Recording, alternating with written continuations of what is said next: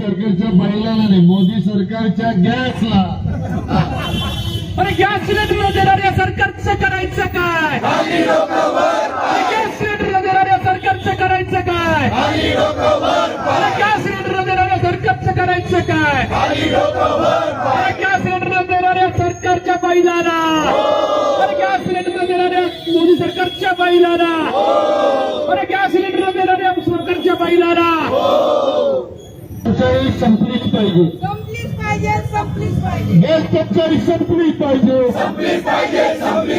Gas टंचाई संपली पाहिजे. गॅस टंचाई संपली पाहिजे.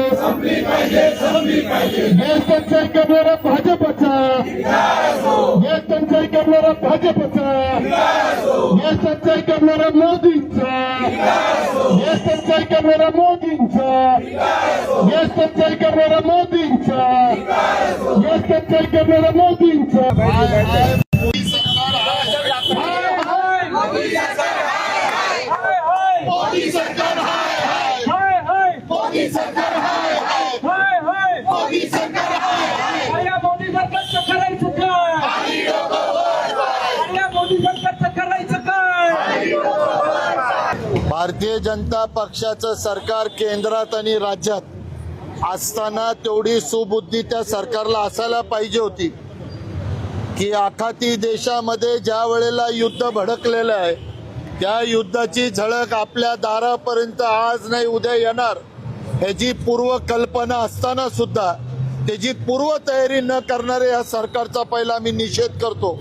एक तर 2014 मध्ये खोटं बोलून स्मृती इराणी असेल किंवा भाजपचे सरकार असेल 400 रुपयाचा सिलेंडर डॉक्टर मनमोहन सिंगांच्या काळात येत असताना तो तुम्हाला 200 आणि 300 रुपयामध्ये येणार असं खोटं बोलून सत्तेमध्ये आल्यानंतर आज 900 ते 1000 रुपये सिलेंडर झालेला असताना परत त्याच्यात टंचाई म्हणजे एखाद्या मध्यम घरातल्या महिलेनी आपलं बजेट कसं सांभाळायचं तुमच्या लक्षात यायला पाहिलं होतं की युद्ध झालं आपण ह्याची सोय करायला पाहिजे होती, ह्याचा साठा करायला पाहिजे होता, पण तसं काही केलं नाही.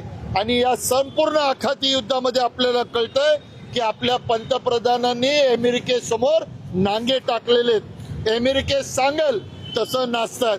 कालचं ते एका अमेरिकेच्या पत्रकारांनी सांगितलंय की इंडियाचे पंतप्रधान हे आमचे ऍक्टर आहेत, आम्ही म्हणू तसे ऍक्टिंग करतात, आम्ही म्हणू तसे ते डायलॉग बोलतात. असं जर अमेरिकन जर्नल आणि अमेरिकन पत्रकार म्हणत असतील तर मग या देशाची अस्मिता, या देशाला बनवण्यामध्ये ज्यांनी बलिदान दिलं आज त्यांना काय वाटत असेल की ज्या पद्धतीने आपला पंतप्रधान गुडघ्यावर बसून आणि जर जे सांगत असेल. मला परत एकदा आठवण करून देऊ इच्छितो की आपलं आणि पाकिस्तानचं युद्ध झालं, संपूर्ण विरोधी पक्ष देशातला नागरिक त्यांच्या पाठीशी उभा होता की आता युद्ध निर्णायक होऊ द्या, पण त्याच वेळेला डोनाल्ड ट्रम्प म्हणले युद्ध बंद केलं. आमचं म्हणणं तुम्ही त्यालाही मान्यता देत नाही. आज मोदींनी एक फोन करून सांगावं ना डोनाल्ड ट्रम्प युद्ध बंद कर, पण तुमच्यात ती हिंमत आहे का? तुम्हाला बोलता येणार आहे का कुणाला? कारण तुम्ही एप्स्टीन फाईल मध्ये अडकलेली लोक आहात. जर हे युद्ध एप्स्टीन फाईल झाकण्यासाठी असेल तर काँग्रेस वारंवार एप्स्टीन फाईलची आठवण प्रत्येक नागरिकाला करून देईल. आणि आमची आंदोलनात मागणी आहे की लवकरात लवकर ह्या गॅस टंचाईतनं मुक्तता या महाराष्ट्राला पुणेकरांना मिळाली पाहिजे, अन्यथा ह्याच्यापेक्षा तीव्र आंदोलन केलं जाईल एवढं आपल्याला सांगू इच्छितो.